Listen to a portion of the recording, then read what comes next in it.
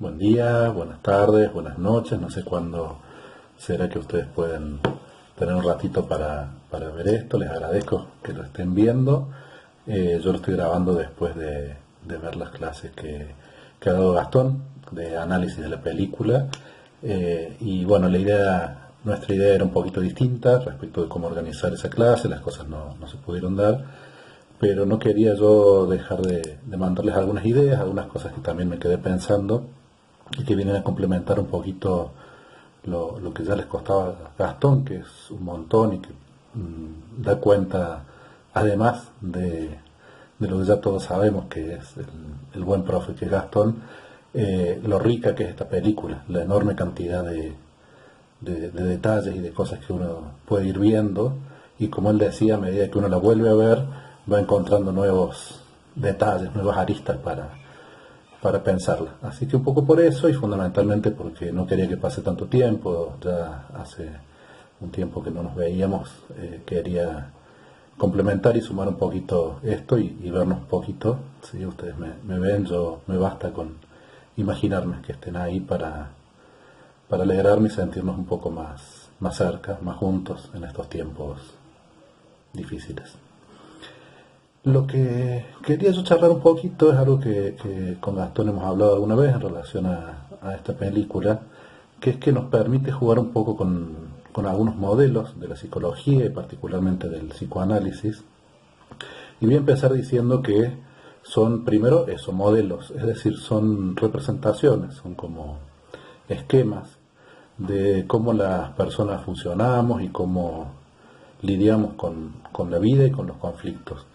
Esto quiere decir que no es una descripción y que, por supuesto, aún si uno pudiera detenerse en una única persona y tratar de aplicar esto, nunca va a encajar exactamente, sino que nos permite explorar, ¿sí? Mirar como un mapa. ¿Sí? Un mapa nunca es exactamente igual que el territorio. Primero por tamaño. Un mapa que fuera exactamente igual que la provincia de Córdoba tendría que ser tan grande como la provincia de Córdoba y por lo tanto sería inútil.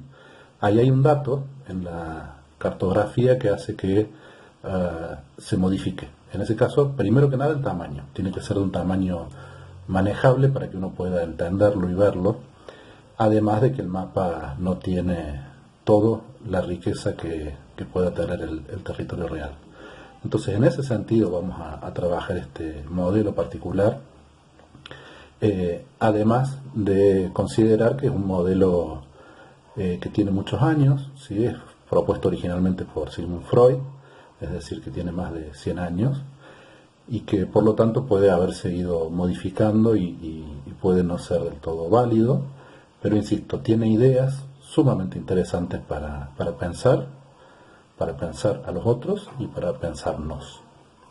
Y la última aclaración es que estamos hablando de una película, por lo tanto las ideas que podamos decir están vinculadas a los personajes de esa película como si fueran personas reales. Quiero decir, vamos a hablar, y ya viene hablando Gastón de Siv, de Inga, de Stig, que en realidad son creaciones de alguien, pero nosotros vamos a jugar por un rato a que son personas reales de las cuales nosotros conocemos algo.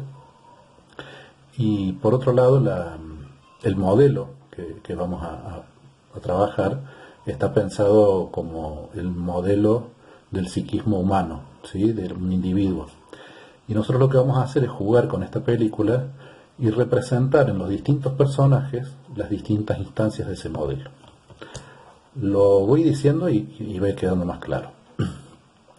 Vamos a trabajar con la propuesta de Freud, que él llama, o que después se ha llamado mejor la segunda tópica, es una segunda mirada que él ya venía pensando cosas que nosotros hemos trabajado, como los procesos primarios, procesos secundarios, que están muy vinculados también a lo que es central en la teoría de él, que es lo consciente y lo inconsciente. En algún momento él también organiza en esto que llama instancias del psiquismo, y que siempre jugando con esto de los modelos, y que además, como son ideas tan longevas, también han sido muy enriquecidas a lo largo del tiempo. Nosotros vamos a tomar lo que nos resulta útil en este momento para lo que queremos entender. Quiero decir que seguramente uno puede detenerse y explicar y profundizar muchísimo más, a veces con sentido y a veces sin él. Bueno, la idea es que hay dentro nuestro distintas partes. La primera forma de pensar esto, y que es la menos correcta, la menos indicada, es como si uno estuviera compuesto de distintas personitas, ¿sí? Que tienen distintas motivaciones y distintas funciones. Sacando un poco esa primera idea, sí uno puede reconocer que hay distintas motivaciones y distintos impulsos dentro del psiquismo de cada persona, y que uno puede más o menos irlos definiendo hasta llegar a tres grandes instancias que suelen estar siempre presentes y van a estar siempre además en conflicto, siempre en pugna. La primera es el ello. El ello vendría a resumir lo más impulsivo, lo más primitivo, lo que está más vinculado al proceso primario que nosotros veníamos charlando, pero sobre todo esto, al impulso, a la pulsión, dice Freud. Por lo tanto, tiene mucho que ver también con lo vital, ¿no? Lo primero que uno puede vincular con eso son ideas de cumplimiento de deseos, por ejemplo, vinculados a la sexualidad, a las necesidades más básicas, y junto con eso a la violencia, a la agresividad, que son aspectos que también tienen que ver con eso. Es decir, para ir pensando un poquito en la película, vamos a primero tomar tres personajes que nos permitan representar claramente estas tres instancias. Una clara representación que se parezca a esto que estamos nombrando como ellos sería Connie. Particularmente Connie cuando está borracho, y eso no es ilógico, porque parte de lo que el alcohol y otras sustancias pueden hacer es desinhibir, es decir, sacar algunas contenciones, por lo tanto sale algo que está en el interior y que es mucho más potente. Entonces cuando Connie quiere algo, lo quiere ya, y no se detiene en ningún momento a pensar si eso que él quiere a los otros los daña, les hace bien, si a su mujer eso le sirve, si le está dando un modelo a sus hijos, cómo la sociedad lo ve. En ese momento pareciera lo único que importa es satisfacer inmediatamente aquello que le incomoda. No me voy a meter acá porque ya lo ha charlado mucho Gastón respecto de cuánto de eso está vinculado a inseguridades o a fragilidades, pero sí que hay algo que es muy vinculado a lo impulsivo y que lleva a hacer algo, a golpear, a pegar, a casi matar. Esto son todas ideas que uno puede vincular con esta instancia que hemos denominado en primer lugar ello. Sería imposible vivir en sociedad si todos fuéramos Connie, ¿sí? Seríamos no solo en una sociedad compleja como la nuestra, sino en ámbitos más íntimos, más reducidos, sería difícil y muy doloroso. Por lo tanto, es necesario que se restrinjan algunos de esos impulsos, es decir, frente a un impulso, que haya algo que lo norme, que le ponga una ley que lo limite y que esté vinculado en primera instancia a la protección de los demás, pero también de uno mismo, en tanto cuidar a los otros, cuidar que lo que yo haga no lastime a los otros, no deja de ser también una forma de cuidarme a mí mismo para no quedarme solo y para no recibir de parte de los otros algún tipo de retaliación o de venganza. Entonces podemos ir definiendo una segunda instancia, que es la que trae esta cuestión más normativa, y que finalmente tiene que ver no tanto con qué es o qué quiero, sino con qué debe ser, ¿sí? También lo lo nombró Gastón y lo hemos nombrado a lo largo del curso en algunos momentos, es el que Freud llama el super yo. El super yo es una instancia que busca normar, ¿sí? Está muy vinculado a la conciencia moral, ¿sí? En el mejor de los casos a cuestiones éticas. Y un ejemplo muy claro que podríamos tomar también de los personajes de la película es Sib. Sib está muy pendiente de cómo deben ser las cosas según unas normas que ya ha incorporado, y pareciera, ¿sí?, que nunca ella puede mostrar qué es lo que realmente desea, qué es lo que quiere, que tiene ganas. Nunca hace ella lo que tiene ganas. Es más, le parece muy reprochable que otras personas hagan lo que tienen ganas, lo que sus impulsos les llevan a hacer, sin detenerse en qué debe hacerse y qué corresponde hacer. Entre medio no es tan buen ejemplo como los otros, pero podríamos poner a Arné. Arné está todo el tiempo tratando de articular esto y de hacer que convivan de algún modo los impulsos y lo que debe ser. Eso correspondería un poco a la tercera instancia, que es el yo, que además es la instancia de la cual uno es más consciente en el sentido coloquial de la palabra, quiero decir, de que uno se da cuenta, y de hecho está muy vinculado a la identidad, ¿sí? No es casual que sea el yo. Si bien la identidad finalmente está compuesta por la amalgama de estos tres, pero el yo es aquella que está más cerca de nuestra conciencia, que nos hace articular de algún modo, nos permite hacer jugar esto que son las exigencias de lo que debe ser con los impulsos de lo que uno quiere, desea o necesita. No es un buen ejemplo Arne porque esto no le sale muy bien. Y si uno piensa cómo estaba funcionando esta comunidad al principio de la película, era una comunidad donde Connie hacía sus acciones tan violentas, y la respuesta no tenía que ver con eso está mal o eso no debe ser, sino más con no nos damos cuenta o hacemos que no nos damos cuenta. Entonces hay como una adaptación un poco falsa, porque la conciencia moral, esto que hemos llamado el super yo, ya no está actuando como guía para el yo, pero sí está generando culpa, ¿sí? Esto también es bien interesante. Entonces ahí esa comunidad que nosotros estamos tomando como representación de una única persona, ¿no? De qué pasaría si dentro nuestro tuviéramos así a Connie, a Arne, y tuviéramos que, con las pocas herramientas que este Arne tiene, tratar de contentar así para que no esté quejándose y al mismo tiempo mantener un poco quieto a Connie para que no se le vaya la mano, digamos. Y es un equilibrio bastante delicado, pero que se ha terminado por rigidificar de algún modo. Ahí es interesante la ruptura que implica, primero que nada, la aparición de Daniel.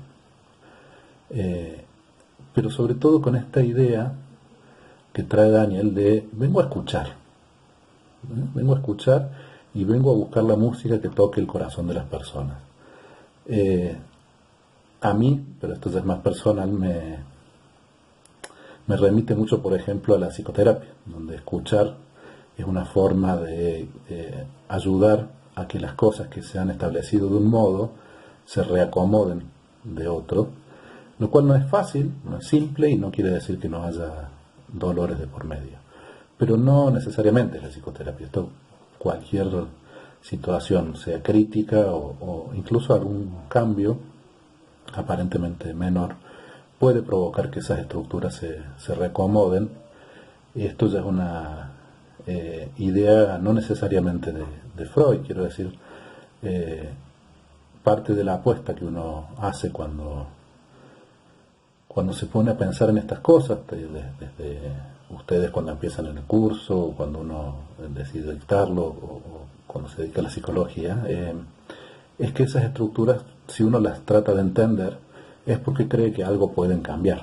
Es decir, si, por ejemplo, vamos a llevarlo a cuestiones más prácticas, este super yo que hemos nombrado está vinculado en principio a cuestiones muy, muy primarias, es decir, a cómo uno desde muy muy chiquito ha ido entendiendo el mundo, pero se ve enormemente reforzado y sostenido por cuestiones culturales, ¿sí? Y tanto yo como todos ustedes pertenecemos a generaciones, mientras uno más atrás se va, más claramente a generaciones donde las exigencias de la moralidad vacía, quiero decir, de ciertas cuestiones que hay que cumplir como normas, más allá de lo bien o lo mal que hagan.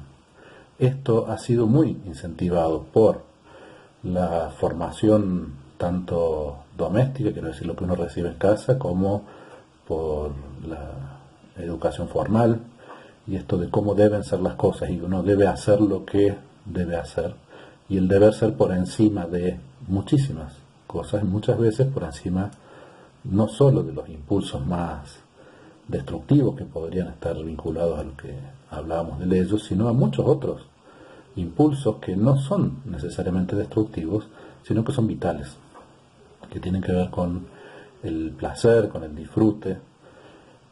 Entonces, volviendo a la película, la idea de que hay aquí tres personajes que podrían hacernos pensar en estas tres instancias es tan simple que ya parece casi una caricatura.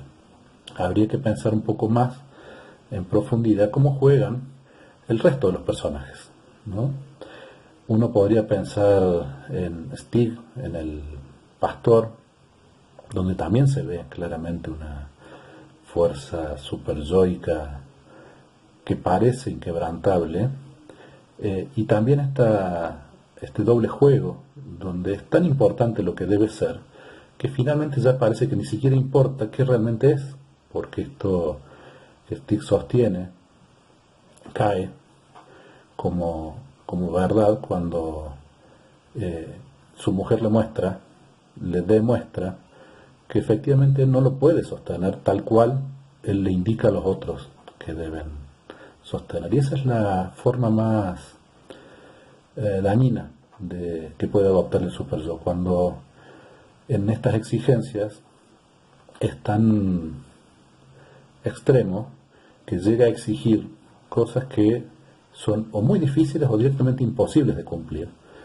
porque la herramienta que ahí utiliza el super yo es la culpa. Y si me exige algo que es de entrada imposible de cumplir, me condena a la culpa. No es posible evitar la culpa porque siempre estoy en falta respecto de algo que de entrada era imposible de cumplir, o tan difícil que era casi imposible. Por supuesto, la respuesta a eso no es la ausencia, es decir, no basta con sacarse de encima a Steve o a Sid, porque entonces terminamos todos como Connie, terminamos en un estado de mucha indefensión. Y decía, no solo de los propios, del cuidado de los otros, ¿sí? Que eso es importante, sino también de uno mismo, que si el impulso está tan liberado, es muy probable que termine haciendo cosas que me dañen, porque la parte más auténtica de la moral y de la normativa tiene que ver con cuidarnos entre las personas y cuidar cada uno de no hacer aquellas cosas que eso pueden dañar o pueden dañarnos. Los personajes que quizás entiendan no en el sentido en que lo estamos diciendo, sino más intuitivamente entiendan esto, son Lena, Olga, y en el camino, digamos, también se va viendo en los demás, en Inga particularmente, en la misma Gabriela, que van encontrando formas de hacer jugar estas instancias, es decir, jugarían también un rol de yo, ¿no? El ejemplo de Elena es muy claro, en lo que contaba Gastón, de cómo puede plantarse frente a Daniel sin los acartonamientos eh, de algunos mandatos, ¿sí? Siendo muy auténtica en algunas cosas, pero a la vez imponiendo ciertas normas, ¿sí? En qué es lo que ella quiere, qué es lo que ella espera de ese vínculo y de todos, digo, de ese vínculo entre ellos dos, pero también con todos. Como les decía al principio, la idea es que tomemos estos pequeños ejemplos para pensar este modelo del aparato psíquico, que consta de un yo, un ello y un super yo,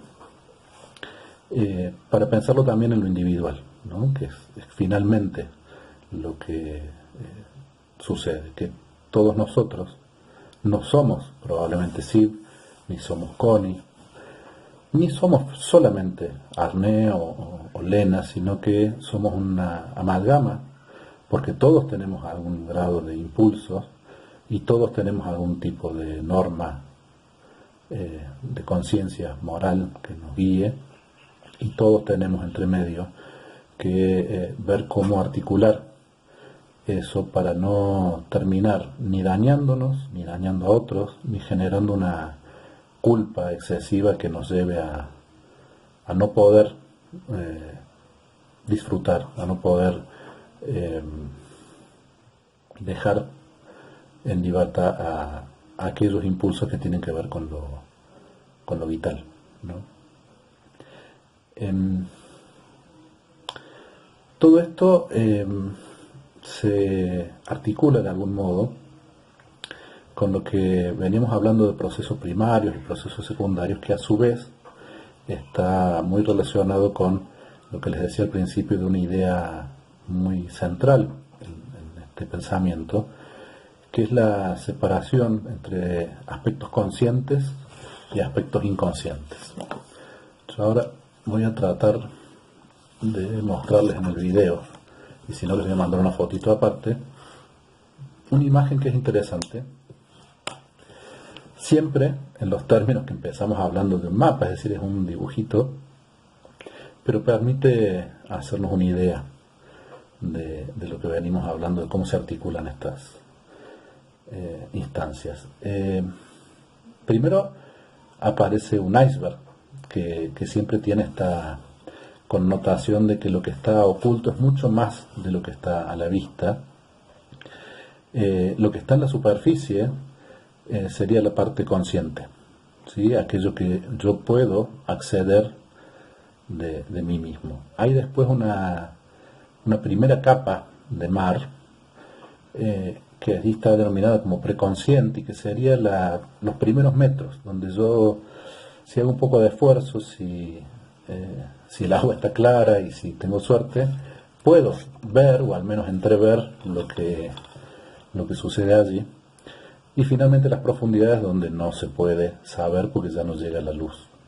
Esas tres capas no se superponen con el modelo que estamos utilizando, no se corresponden, mejor dicho, pero sí se superponen, porque hay aspectos de cada una de estas instancias que hemos nombrado que pueden ser conscientes o inconscientes. En principio hay una parte de la conciencia que está vinculada al yo, y que, como decíamos, tiene mucho que ver con cuestiones de identidad y de cómo uno se ve a sí mismo. Y también hay una parte del super yo, porque cuando nosotros hemos venido hablando de la conciencia moral y de las normas, podemos fácilmente pensar y darnos cuenta cuáles son nuestras normas, cuál es nuestra guía en ese sentido. Sin embargo, hay una parte de ese mismo super yo que está entre lo preconsciente y lo que finalmente es del todo inconsciente, y que también de algún modo nos guía, sobre todo que nos puede limitar, aun que no seamos conscientes de esto. Lo mismo sucede con el yo, que tiene aspectos preconscientes y algunos aspectos inconscientes también. Y finalmente el ello, que es puramente inconsciente. Del ello uno no puede más que anoticiarse de los resultados, es decir, puede inferir, puede suponer que hay allí a partir de lo que llega a la superficie, que son manifestaciones de, no directamente. Bueno, la idea es presentar este modelo como una forma interesante de mirarnos y de pensarnos.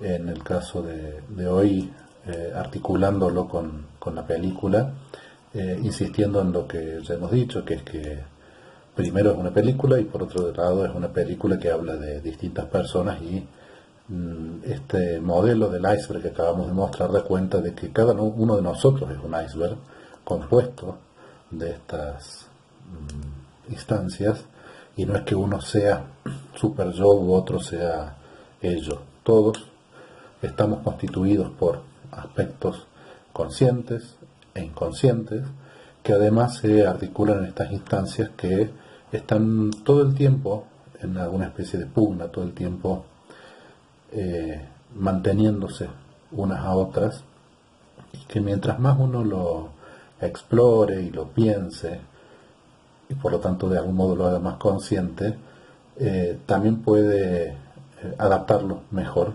en el sentido de que nos permita desarrollar una vida lo más plena y lo más feliz posible. Todo esto después tendrá su articulación a su vez con los otros, porque si dijimos que cada uno de nosotros es un iceberg, yo tengo que lidiar con mi yo, tiene que lidiar con mi super yo y mi ello, pero también con los de los demás. Y esto en la película está muy claro y tiene mucho que ver con muchas de las cosas que ha ido contando Gastón.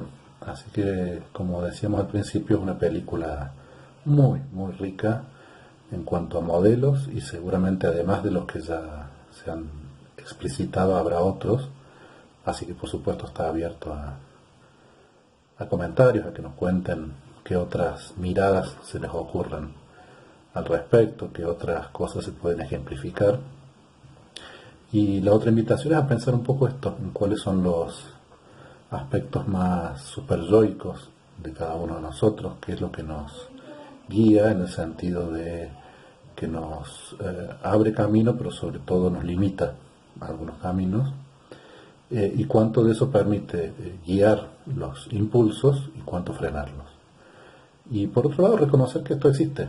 Eso también es interesante, que no es objetivo para una vida prescindir de ninguno de estos aspectos, porque estaríamos arrancándole un pedazo a ese todo, sino a lograr que se articulen y que interactúen de un modo más armonioso. Bueno, espero que estén bien, lo mejor que puedan estar en las circunstancias en que a cada uno le toquen. Por mi parte, un gusto haber charlado un ratito y nos veremos pronto. Un gran saludo y muchas gracias también a los mensajes que recibí, que me motivaron también a no dejar pasar más el tiempo, y aunque sea un ratito dedicarnos a charlar y a plantear estas ideas. Muchas gracias, nos vemos la próxima.